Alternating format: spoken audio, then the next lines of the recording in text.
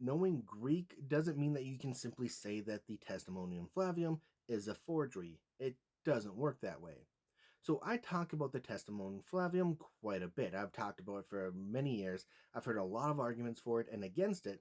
And one of the arguments that is rather new to me is this idea that just because you know Greek, you can determine whether or not it's fake. That simply is nonsense. So, starting out, those scholars who look at the Testimonium Flavium, the passage in Josephus that talks about Jesus, all of these scholars know Greek. If you're working within that field, Greek is basically something that is required of you. Beyond that, there's nothing within the Greek itself that doesn't belong. So, this whole idea just doesn't make sense. But we can actually move beyond that. So, in order to show that it's a forgery, what you'd have to do is not only know Greek, but you'd have to know Josephus's works as a whole in Greek.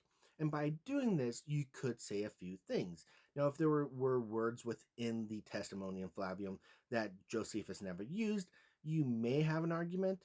But the thing is, Josephus tends to use a lot of unique words, as in words he only uses once. So, that's not really a good argument. So instead, you'd actually have to look at entire phrases. Are there any phrases within the testimonium that don't appear elsewhere within Josephus? Are there any phrases that don't seem characteristic of Josephus? Here's the issue. Knowing Greek doesn't mean that you know everything that Josephus has written, nor does it mean that you could have actually memorized everything that Josephus has written and then cross reference that with this one passage. That simply isn't going to happen.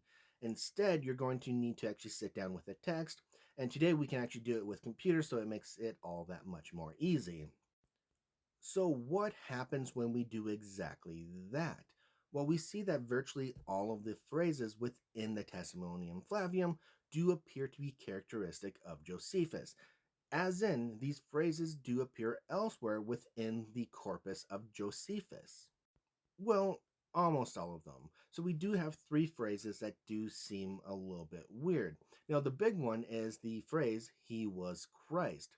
Now, this doesn't seem to be something that Josephus would say. It's not something he's ever said elsewhere, but it also doesn't really seem Christian like.